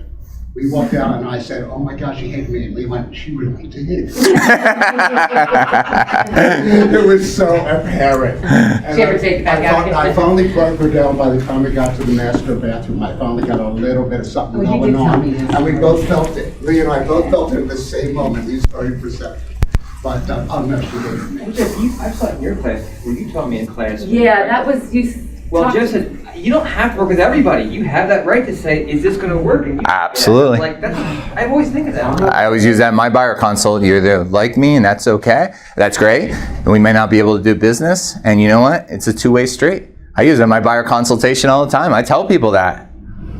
It changes the power dynamic too, a lot. Yeah. It really does. It's not 5th grade. They don't all have to like you. No. Hopefully by the time Respect you. And they don't have to like you as long, I mean, their idea is to sell their You're there to home. perform. You're performing for them. And we tell it in our listening presentation, I'm here to perform for you. Watch Annika Koska's listening presentation at the very end, or in the middle of it. She actually says the same thing. She's like, 3 things are going to happen. They're going to sign a listing contract. There's a second one, or I'm going to choose not to work with you. It's like, holy shit, it's powerful. Say that, right? But it's like, hey, we may not be the right fit. Right. I've also known some agents, I'm thinking one particular, and anybody who in the room knows each other will remember her. She was so unlikable. You know, she was like the agent in Williston, and people would never not list with her. As unlikable she was, that's how good she was. And she went loaded with like all stuff, you know, and she just was like overwhelming in her ability to get the job done. And they could not have liked her. She was not very likable. So that, I mean, and we were always amazed at that. So, But, and I guess it's a little different, because that then, when you're talking about people that would go with someone who they don't particularly care for, it's more of a fact, but you're gonna do the job I want you to Do do. the job. But versus that emotional connection that you're also trying to make, because then there's the other type that wants that emotional, and they need to like you, to believe in you. So if I were guess up it's for just- murder one, I would not be looking for an attorney that I necessarily liked. Right. Want to get me off. And I actually use that with them on my listing presentation. That, you know, I use gives that them an to opening. discount commissions, like if I were up for murder one, I'm not be shopping for a cheap lawyer. They want the best. So that's one of my closing lines for commissions. But in general, it's true about likability as well. You're not really there to be a friend. You don't have to be so nice, because it's really hard for me. It's hard for me. It's very hard. So here you go. I found that while Vince was talking. So there you go. Vince, this is what you're talking about here. This is buyer consult.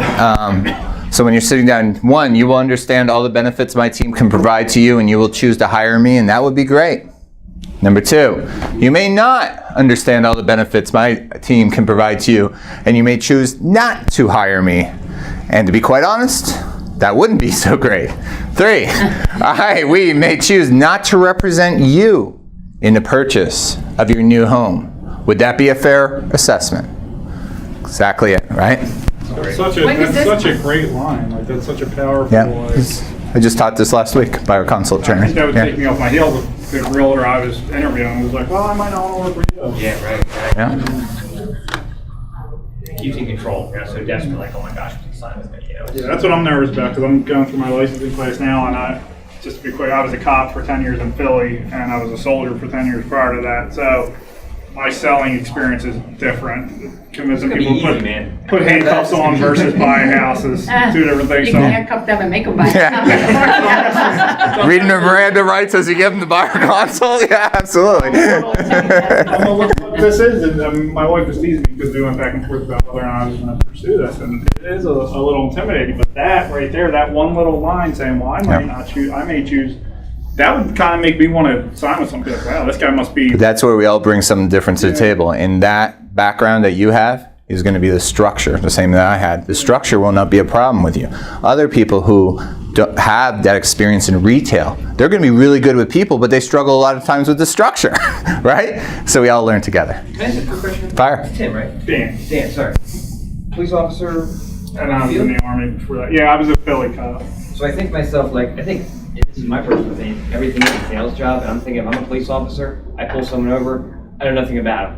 But I'm just going to ask him some open-ended questions. Yeah. What time did you go to the bar? Oh, what time did you guys Good call. getting deeper and deeper?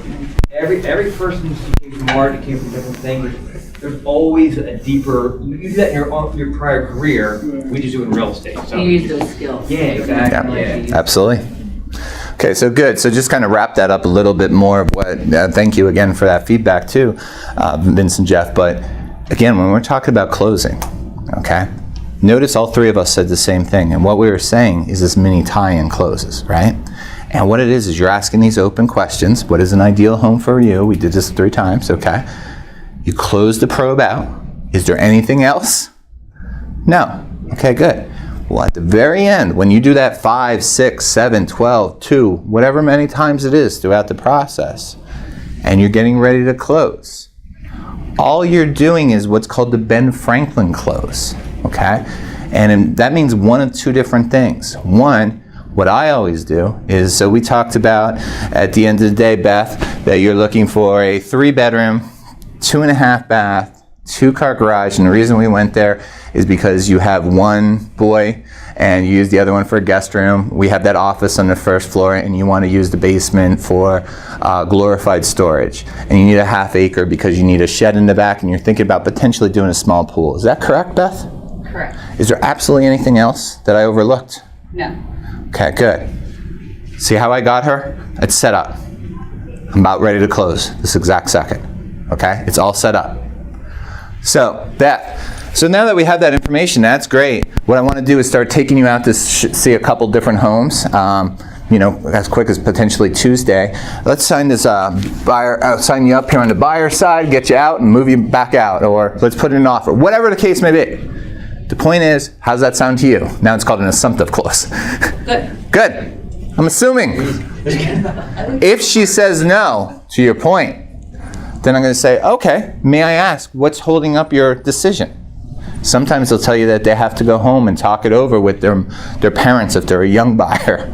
Or sometimes people are moving from home and they've been there for 30 years. That's an emotional decision. The one thing I've learned with active adult, which is kind of my specialty, out of everything, is at the end of the day, no matter how good of a salesperson I think that I can be, or how good of a rapport that I'm building, until that worm turns, until it clicks, they're not going to move ahead. And somebody asked a question here, I forget who it was, and they said, Jennifer did. Jennifer asked a question, sometimes they just need to have more information. They're not ready yet. That's a great example there. Sometimes they're going to need a little bit of time and go in that direction. But if you have all these mini tie-ins, all you do is recap, it's instant replay, Ben Franklin close, I don't care what you call it, it's tomato, tomato. It's an easy close, isn't it? It doesn't feel uncomfortable, does it? And the thing is, you got to learn how to close. Always be closing the ABCs. It's one of the big difference between a new sales rep, success, and not success is closing, because it's not super comfortable. Agree, Jeff? Absolutely. Closing is everything. Dave? I think frequently you're going to get the question, what is it that I'm signing? Absolutely. Absolutely. So it then comes down to how you're going to explain it. Right, and if you had the buyer consult originally and you laid out an agenda, then you're rolling right into it. Exactly. Some other things. When presenting your offering, emphasize the positive features that can be related to previous patterns of behavior. So again, we talked about, this 3-bedroom, you see it as your kids using it this way, et cetera, highlighting the different type of stuff. Another thing that I've seen very effective, it's not my style, but a large amount of salespeople have used it. I've tried it, I just didn't love it. It was, what we would do is actually take a piece of paper, put a line right down the middle. On the left-hand side was reasons to move ahead with this house. On the right-hand side was reasons not to move ahead with this house. And a lot of times what I would do is say, guys, I want you to do this. This would be a little exercise, but let me get you a water. I want you to start writing this down. I'm going to give you 5-10 minutes of privacy. And I would close the door to my office. And I would have them actually physically write it out.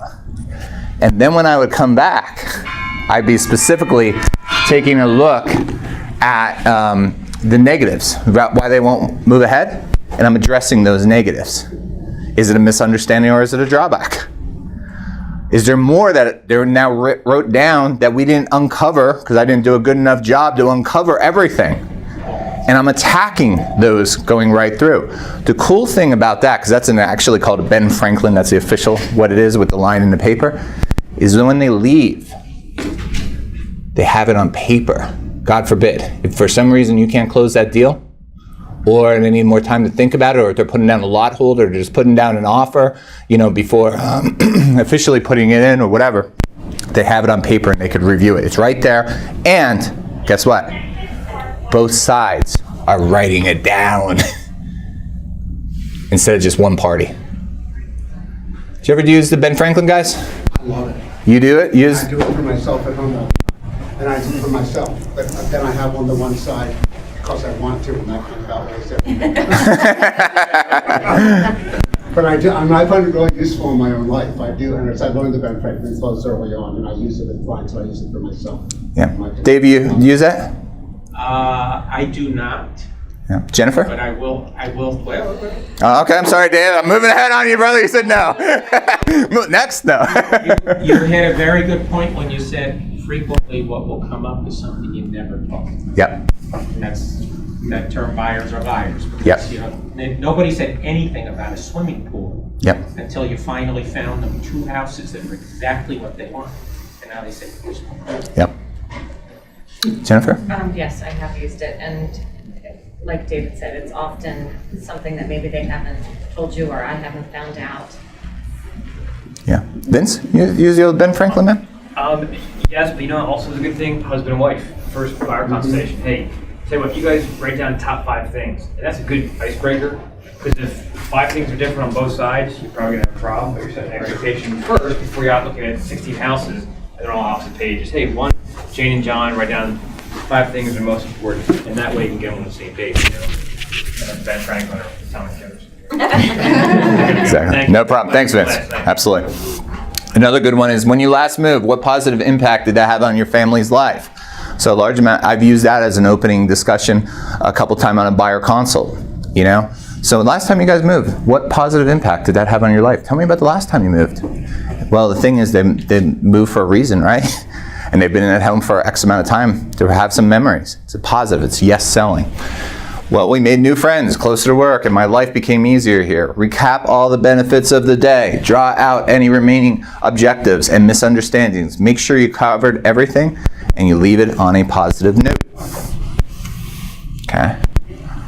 So as we get ready to wrap up, buying signals. Okay? Very important. So everything that we've talked about with neuro-linguistic sales programming has been very much the psychology of selling. Okay? We know, and we have learned the tip of the iceberg, as we called it. It took me forever to create that little iceberg, so hopefully you like that one. But we're only hearing 10% of what our buyers are saying. 90% is hidden in the iceberg, below the waterline. Okay? And basically, you know, here's some of the good verbals. Well, speaks for itself. Looks good to me. Easy one. We'll start off with an easy one, okay? Asking lots of questions. That's a great thing. So how I always know that you guys are enjoying the class, I don't have to ask you guys at the end, even though I do, say, how do you guys like the class? Truthfully, I know by the amount of questions that you guys are asking, how much you are enjoying it. I do. And unless I'm really just not explaining it very well, hopefully I am, but the point is, asking lots of questions is a good thing, okay? Change in voice tone. That could be another one too, you know? When you start talking, if I'm up here talking in front of a recorder, trying to make sure that everybody hears me in the back, I'm using my louder voice right now, okay? If I'm having a conversation with Joel behind the office, in my office, excuse me, without the mic and everything, I'm talking to you as a human being one-on-one, right? We're just having a regular conversation. You'll hear people's voice change constantly. Inviting someone else into the meeting for an opinion. Oh, that happens a lot. Especially if you work with any or younger buyers, first-time home buyers. All the time they'll ask mom and dad to come with them, or for their opinions, or something along those lines. What's that, David? 9 out of 10 times that blows the transaction. Non-verbal. Positive posture, leaning forward. Do you ever notice when somebody's talking to you and they're leaning forward to you? That's a good thing, right?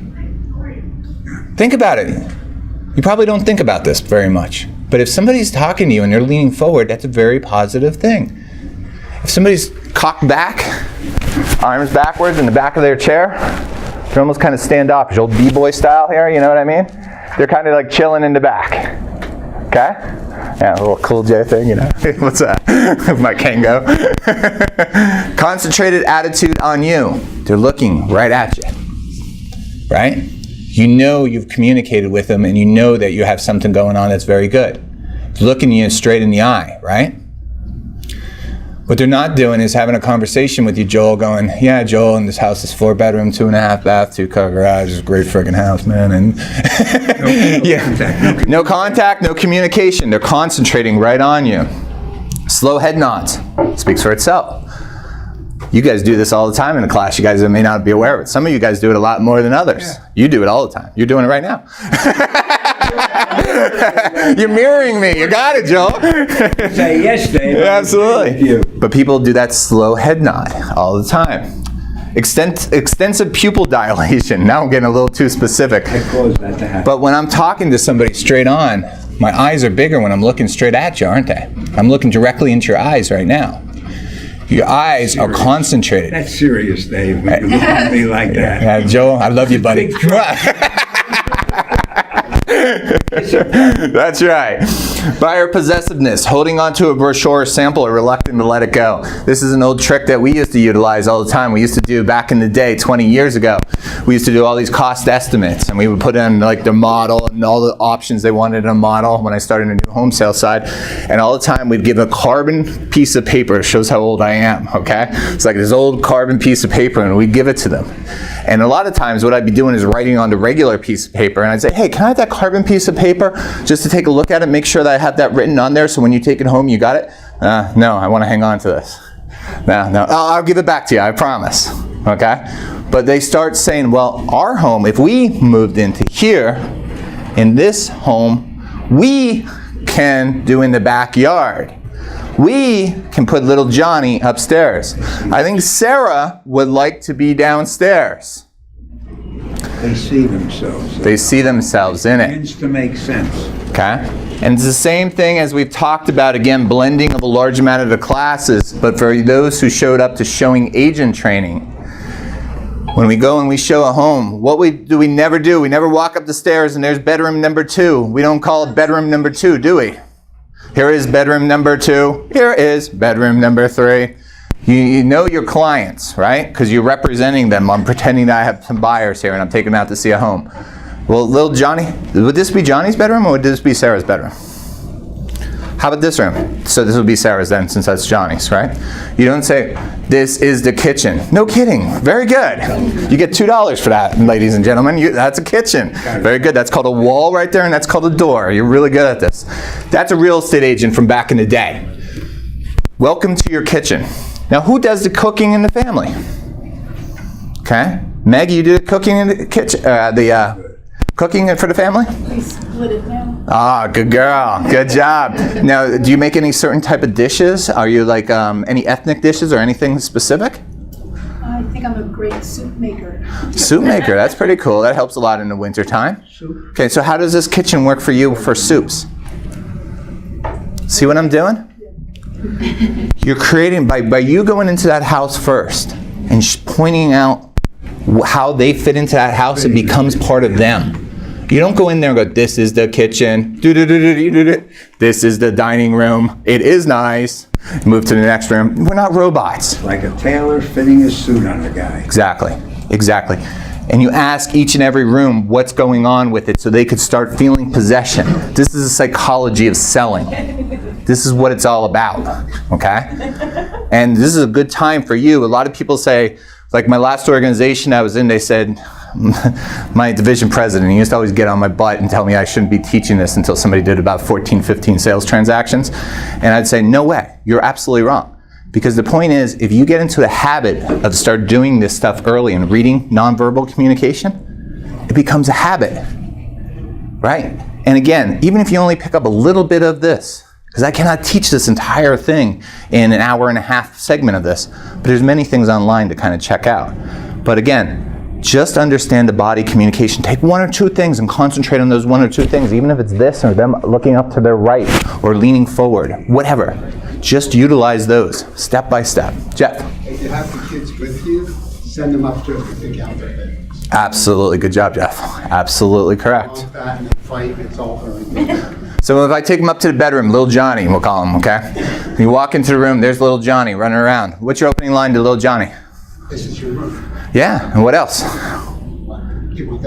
asked him if he has any money. I often ask the kids if they brought their checkbook. Good. Use the humor approach. A typical guy, right? Absolutely. Instead of the emotion, we'll use the humor. The other one that I always use all the time is, so little Johnny, how are you going to have your room set up? What do you have in here, my man? And I'll stand far away from him, so he doesn't feel threatened, kind of like where Yachty is, maybe a little bit closer. And I'll say, how do you have your room? And hopefully little Johnny will talk to me, because sometimes little kids won't, right? But at the same time, a lot of times they'll say, hey, I'm going to have my football stuff over here, or I'm going to have my Transformers, or whatever the case may be. And they can start talking about their room. Well, think about it. What is the number one reason that people buy a home, really, at the end of the day? They're kids. And if you have that type of buyer population, right? It's their kids. So if the kids start feeling at home, think that's going to move mommy and daddy to the finish line? A lot. And then I'll tell you the greatest thing is all the time when I'm leaving the house, the kids are always going, Mommy, Daddy, this is going to be my room? Oh man, little brother, I'm going to give you part of my commission here, man. Kick it up, brother. And I always say, little Johnny, you want to buy 2 or 3 of these? That's my laugh all the time. And, oh yeah, I want 2 or 3. The thing is, now you've overcome your hardest critic, haven't you? The little one. And now when little Johnny gets in that car with little Sarah, and they're driving around, they keep asking, how about that one house? How about that one house? Can we go see that one house where I had my bedroom? That's why if you ever go in any of these models of new home builders, they spend a large amount of, Leslie, you know this very well. Leslie was designing and marketing into the new home sales arena. You have a little background too, yes? No. No, not designing? Okay. That's Susie. Susie, yeah, Sue Evans. Yeah, okay. Basically, they spend all this money for a reason. To have the kids buy in. That's what those rooms are about. And when we walk up the stairs in the model, I don't care if it's Pulte, Toll, Ryan, all these different home builders, you always start in the second and third bedroom for the kids before you go to the master. So there's a reason and a rhyme and a logic to it. A large amount of that decorating, designing, marketing, what is it? Psychology of selling. All this staging. What is staging? Psychology of selling. Of course. So if all this other stuff is psychology of selling, shouldn't we be psychology of selling? It all blends together. Like blank picture frames. You always had to have people in the pictures. Real people, not magazines. Absolutely. They can see themselves there. Absolutely. I used to have 1 or 2 salespeople that would actually put their pictures in the paper. I was like, you narcissistic person. So again, some of the other things. Visuals, unfocused, auditories, down and left, keynotes, down and right. Won't even go into those too much. We already touched on those. When and why to close. When do we close, Jeff? Always be closing. Jeff. Always be closing. Always be closing. Okay? Close when your client wants to buy, not when you want to sell. Isn't that a little different? Yep. A little contradictory? Well, not really. Think about it. When do we want somebody to buy? The second they walk in the door, right? Absolutely. Zillow would be nice. Yeah, Zillow, just bring over the check. I don't need to meet you. We'll just put it in the offer. But a lot of times when you're doing a buyer consult or you're taking them out to see a home, you did the old Ben Franklin close, you went through everything. But at the same time, you want to close at a certain process, and you're putting together a process in place so it becomes seamless all throughout. But the truth is, they're going to buy when they're going to buy. You can lead a horse to water, but you can't make them drink. You can make their mouth salty, but you still can't make them drink. I tell you guys this a lot of times too. It's the same exact type of thing. Basically, when they're ready to buy, you're going to be watching for a lot of these verbal and nonverbal communications and going through there. I have, as you could probably tell, I'm a very structured individual.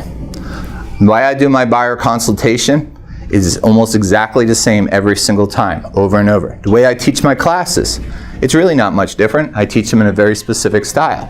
But the thing is, if I'm meeting with a buyer, and let's say I have my entire buyer consultation in my head going through A through Z, and I'm on the letter T, pretend with me, about 75% of the way through, and they go, okay, I think I'm ready to go see some homes that are going out there. I'm not going through letters T through Z.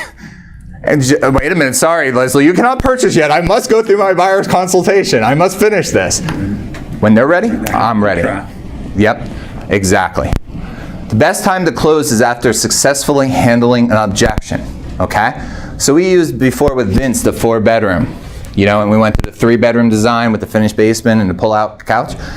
When somebody gives you an objection and you're able to show up as a real estate consultant and show value, think about it. When I just did that with Vince and showed him how he went from a 4-bedroom, or I'll use that rancher one, just looking for a rancher to possibly looking at a split level with storage upstairs and grandchildren runoff, I came off as knowing what I was doing, right? I added value to their day. I came off as a consultant. Excellent time to be closing, because you're at the top of the game. You just helped them.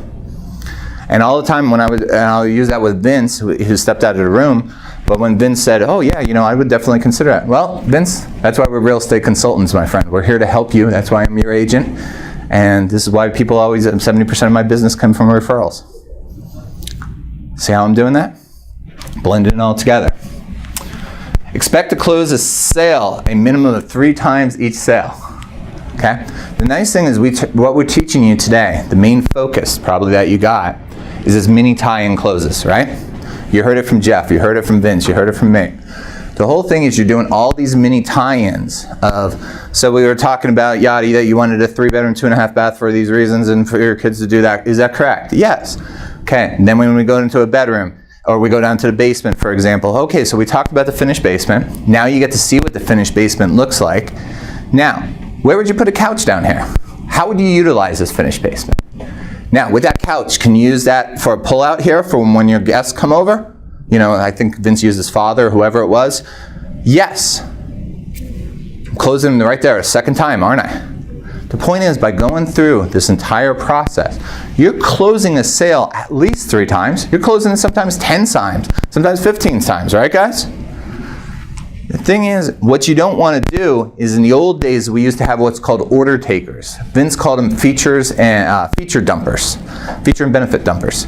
And what the old days were, period 2008, before it cleaned house and left who could actually sell still standing. Basically, what it was is people would go in and say, this is your 4-bedroom, 2.5 bath, 2-car garage at $300,000 in Jamison that you are looking for. This is the kitchen, this is the bedrooms, this is what it is. That's a real estate agent in my book. Are they closing, or are they just taking people around like it's the grand tour of America? Kitchen, bedroom, you know, it's like Vanna White, old school styles, you know what I mean? Are they closing it? No. Are they understanding objections? No. Are they understanding misunderstandings? No. They're just showing it. They're a showing agent. There's nothing more to it. Are they selling? No. They're just showing. You could have an electronic robot in probably 20 years from now doing that job for us. Anything you boys want to add on that one? No, this is so true, and I've seen a few of these markets come and go, where everybody comes running into the business because it seems so easy, and you don't have to do anything, there's no salesmanship involved at all. And we used to call them undertakers, you drive them around, they drive back and you drive them. And, you know, and it's just a matter of just wearing somebody down until they buy. But with absolutely no, I mean, I love that you're teaching actual salesmanship, which is what the job is. Mm-hmm. There's something about the word realtor that makes it sound like there's something else going on other than salesmanship. And so people come into business trying to understand this is how it happens. Exactly. So this is also vital. Cool. Really is. One of the number one things, if you want to really understand closing, we taught you how to wrap up the Ben Franklin close. The next most powerful thing that there is creating a sense of urgency. Okay? You need to create a sense of urgency with your buyers, because people are going to move on their own terms. Remember what I told you before? We're in charge. Okay? So creating a sense of urgency is so important, because people have cold feet. You're going to have to push them a little bit. It's no different than any one of us in this room. We all live in our boxes, right? Sometimes we have to be pushed out of our boxes, all of us, both professionally and personally. Okay? I gave you an example before of with my daughters, which I don't mind sharing. I had to be pushed out of my natural box to really understand my artistic 14-year-old daughter. And I got there in time, but I got there. Okay? transferring a sense of buyer urgency to your buyer. I use this one many times. Again, going back to this buyer consult over and over. If you haven't watched that one, it's so important that you watch that video, which will be up on YouTube around the 15th of the month, as soon as we're done with these recordings. 1/3 of all homes in Bucks and Montgomery County that are on the market sell in the first 14 days that they come on the market. If I'm out there with a client and taking a client out and they requested to see a home that's 7 DOM, days on market, I need to be screaming that to them. That, hey, listen, 1/3 of all homes sell within 14 days on the market, especially in today's world where there's a seller's market, where there's only a 2-month supply, where the entire average days on the market is 59 days in Bucks and Montgomery County. The point is, if I'm going to be taking them out and they see that home, well, should we put an offer on this? I don't know. We're close. I don't know. It's just we started the process. Guys, 1/3 of all homes move in 14 days. You're going to have to make a decision on this pretty quickly. I'm just sharing with you the facts, my friend. That's all. I represent you. I work for you. And I'm going to let you make that decision. But as a buyer consultant and your consultant, I need you to understand that 1/3 of all homes sell within the first 14 days on the market. You're driving home that point. Dave. Right, so I'm the analytical person, and you say that to me, well, what's wrong with this house then with it on the market 70 days? Well, again, I'm using, if I'm showing a home, Dave, within 14 days, I'm bringing up that point. Right. If I'm showing a home that's 70 days, I'm not bringing up that point. It's really that simple. Okay? Don't forget, a close is a commitment to you. That's what they're really committing to. You. And the way that you represented yourself. The way you came off as a consultant. The way that you came off as a friendly person who knows what they're doing in this business. They're committing to you. They're putting their trust in you. That's what this is all about. It's all about you. All these rules and tools that I teach you, it's all about you. Okay? Get a commitment to you, and the sale will come. Many tie-ins lead to an easy close. So, 11:52, 8 minutes. Perfect. Last slide. Selling is a tough gig. It really is, at the end of the day. Okay? We can simplify it by acknowledging that really successful salespeople have an ability to interact with people.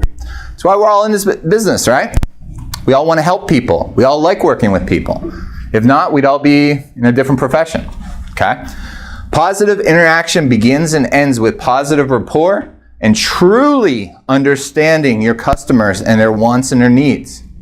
Okay? 70-30 rule. Once again, always the 70-30. 70% we're listening, 30% we're talking. Okay? In a world where we sell products and services that are not unique, NLP will help you develop a greater chance of creating and sustaining customer rapport. So again, the Neuro-Linguistic sales programming. Some of you in here probably thinking, man, this is really great stuff. I'm going to really look into it. Others are going to say, not my gig. That's okay. It's just another tool for our toolbox. Okay? For me, it has made a humongous difference in my life. It really has. I'm the biggest advocate of an LSP that you'll probably ever find out there. Okay? But again, different strokes, different folks. Okay? Greater rapport will increase your chances to sell. Kind of we talked about this before, Leslie. Some people are just not going to like you. It's true. I worked, share a very quick story as we wrap up. The last organization I worked with, I'll go this route. 80% of the people that came there came through Republican right radio. The person who owned it, she did all this Republican right radio. You know, everything right of center, oath takers, all that kind of stuff, okay? No disrespect, we're definitely not going to talk about politics in this room, okay? But that was not my gig. It was not my thing, okay? And most of them will come in, you know, with the the Trump buttons, and Obama was this, and all that kind of crazy stuff. That's the way that she conducted her business, and it worked for her. And I was her COO. So when in Rome, do what the Romans do. So again, you know, I wouldn't talk politics, because I never talk about politics, but at the same time, I would share the same, you know, respect to them as I would anybody else. And some of those people would love to ask me all these questions about politics and immigrants and building a wall and all these things that I didn't have their same personal viewpoint on. Okay? Just different types of things. It's really hard for me to develop a deeper rapport with those types of people. And I was required at the last organization that every single buyer consultation went through me. So every one of you new agents that would produce one, I'd sit in with you and do a buyer consultation because that's the way she wanted it, okay? So I did, oh God, I can't even tell you, probably 220 buyer consults last year alone of just for the company, not to mention another 20 of myself. So I did like 240 buyer consults last year. And some of those people, honestly, did not like me.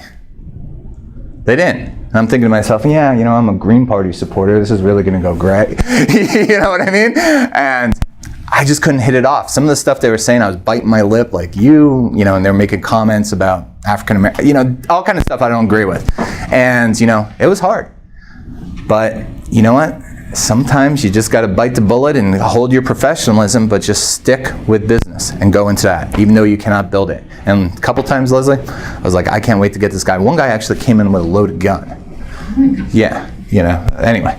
70-30 rule is a great KW standard. 90% of the real estate is sold by 10% of the agents. Jeff, you were talking about this earlier. Okay? There's a low barrier to entry into real estate. There is. That's the reality of it. What we see, we are the top performing office in Central Bucks County with a 39% market share that we're going to take to 50.1% by the end of the year. Okay? We have 200 agents in this office. Okay? Most places have crappy, terrible training. It's reality. They don't have what we have right here in this group, in this room. They don't.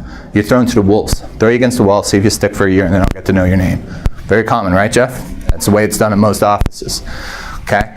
So the whole thing is, what we're trying to teach you is two things. Not only how to sell for this whole thing and learn different types of tricks, but at the same time, again, when this all boils down to it, it's all about people. It's all about you and working with other people and building that rapport. That's all these tricks and tools and all this different stuff. It's all where it leads to. But you got to be genuine, right? Okay? The rest is up to you. Okay? Because I believe this is my last slide.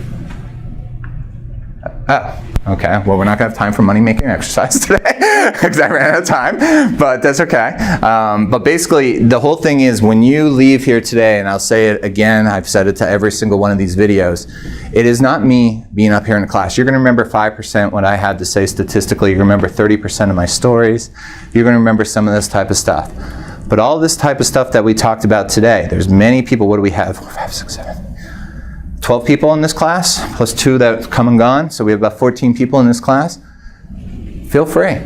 Ask somebody else in this classroom, you know, to talk a little bit about NLSP or role play or do a little exercise. Because at the end of the day, when you leave here, it's what you do with this knowledge. I can only teach you so much, and I'll be on video constantly. But at the same time, it's what you do with this knowledge and how you basically put into play and put into practice. Okay? One final announcement. Okay, we don't have time for that. We had a lot of good questions today, but we ran out of time, and I'm make sure you guys are done by 12. One other thing is Red Day is coming up. My one announcement, May 10th. Does anybody know what Red Day is? No. Well, Jeff, I would hope you would know that. I would love to know. I don't know. Okay, good. Okay, so Red Day, yeah, I don't know. Basically, Red Day is a very unique thing that's to Keller Williams. We are the largest real estate company in the world. We all know that, okay? We close our offices both nationally and internationally on May 10th across the world. And we give the entire day to charity work. Okay? So on May 10th of this year, we are going to be going to the Doylestown Food Pantry. That's what it is, Food Pantry. And we're going to have 2 different groups. One's going to be the morning shift, and one's going to be the afternoon shift. Anybody can volunteer that they'd like. And we're going to be doing everything from literally gardening. Maggie's in charge of that one, right? That's your class, that's your group, right? Gardening. And to painting, to wire brushing, to putting electrical lights in, to pretty much any maintenance that's and just cleaning up the place. It's for a good cause. So it's one of those great things. It's also fun just to kind of hang out with a couple co-workers when you're not talking about business for a change. And something that we give back to the local area. So I just want to make you all aware that May 10th is Red Day. We're also going to have little t-shirts, and Nancy Williams, she basically is going to, Yeah, basically, she has t-shirts. They're about $10 if you want one for Red Day. If not, you could just wear any t-shirt you want. But I just wanted to bring that up because that's a great thing that we're doing. It's something that's completely different that no other organization does. And it's something we firmly believe in. Okay? Any questions on Red Day? All right, what time do I have? It's 12 o'clock. Exactly 12? Oh, good. All right, well, now we're done. Boom. Thank you. Thanks, Adam. I'll hang out after class if anybody has questions.